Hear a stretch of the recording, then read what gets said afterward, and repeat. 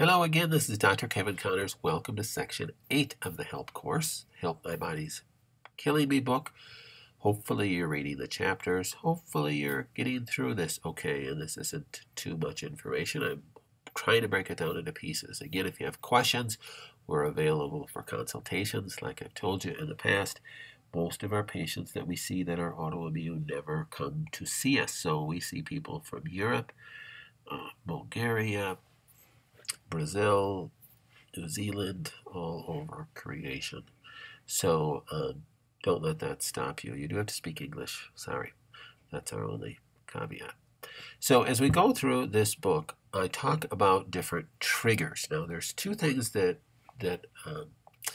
I mean when I say a trigger. There is a trigger that can stimulate an autoimmune disease in itself. So let's say, remember I said that an autoimmune disease always starts with an antigen. So at some point in time, the antigen,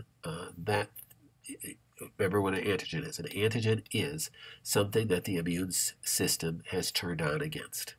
Now, normally, the immune system should only turn on against living organisms, biotoxins, a virus or bacteria or mold or something like that, that it can kill.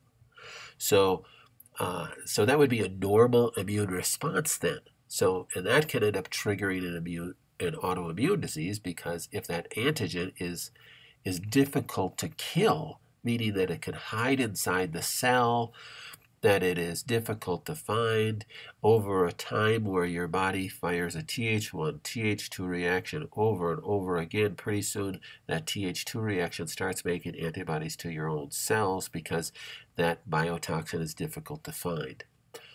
Also, you can have the antigen be a non-living organism, like a heavy metal toxicity. So let's use mercury or lead or aluminum or something like that. Well, why is that? Your immune system never should have turned on against that. Well, that is correct.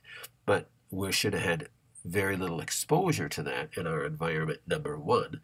And the little exposure that we had, that we would normally have in our environment, should have been taken care of through the liver. Remember, the way your body gets rid of biotoxins, living organisms, is through your immune system. The way your body gets rid of non-living things is through your detox pathways. So your detox should have gotten rid of that. But if I have slow detox pathways, or I'm toxifying myself at a higher rate than I'm able to detoxify myself, those toxins will circulate through my bloodstream and will be deposited typically in the fat cells. We're not talking about the fat in our stomach. We're talking about the fat that is highly vascular. So it's typically the fat around organs. So the fat in our brain, the fat around our thyroid, the fat in our subcutaneous tissue layer, the fat in our joint capsules. That's where these toxins will settle. So this is when we get back to triggers. So a trigger in this case would be if I have a huge immune event. Let's say I have this really bad influenza, or I broke my leg, or something like this, where I have this huge immune event. So I have this huge firing of Th1 cytokines. Remember, Th1 cells are Marine Corps simply looking for a fight. So they're traveling around your bloodstream looking for something to kill. If they can't find any biotoxins, because let's say your body's able to kill them off, and there's just more Th1 chemokines and cytokines, then you really need to kill that biotoxin. Or you broke a leg and you don't even have any biotoxins. It's just an injury event.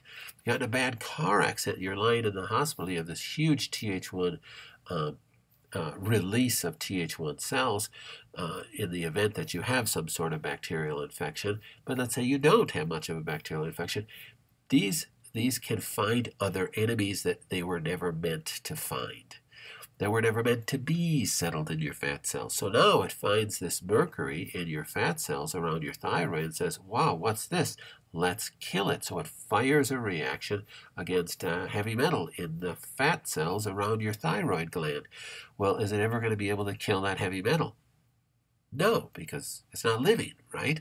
So it's going to fire this response against this heavy metal in the fat cells around your thyroid gland, and then it's going to fire a Th2 response, and it's going to go back and forth and back and forth, and pretty soon your body starts making antibodies against your thyroid gland. So that is what's called a trigger, an event trigger that caused an immune response, and then therefore, since it wasn't able to die, ended up causing an autoimmune disease. There's also triggers, so that's one trigger. So a trigger that causes an immune response and causes an autoimmune disease. And there's also triggers that cause autoimmune reactions, greater reactions. And this slide shows you some of those triggers. So if a person has Hashimoto's, these are some of the things that can make it worse or can elicit a trigger that can bring it about, can bring a hypothyroidism to become a Hashimoto's, and this is where you have to be careful. So the one picture on the right here, it says iodine excess. You got to make sure you're not taking supplements with a lot of iodine in it. I write about it in this section of the book, so make sure you read about that. Vitamin D issues. Gluten intolerance is a huge trigger. That's a huge inflammatory trigger for all sorts of, not just Hashimoto's, but all sorts of autoimmune diseases. Insulin resistance, that means taking, eating too much sugar. Gastrointestinal issues, and imbalances in your biotica, your flora of your intestines. Even going through a pregnancy or an injury or trauma is an immune stimulation. So make sure you understand that. So you go, why did I have these things? That's one of the keys when you look at somebody, do they have an autoimmune disease?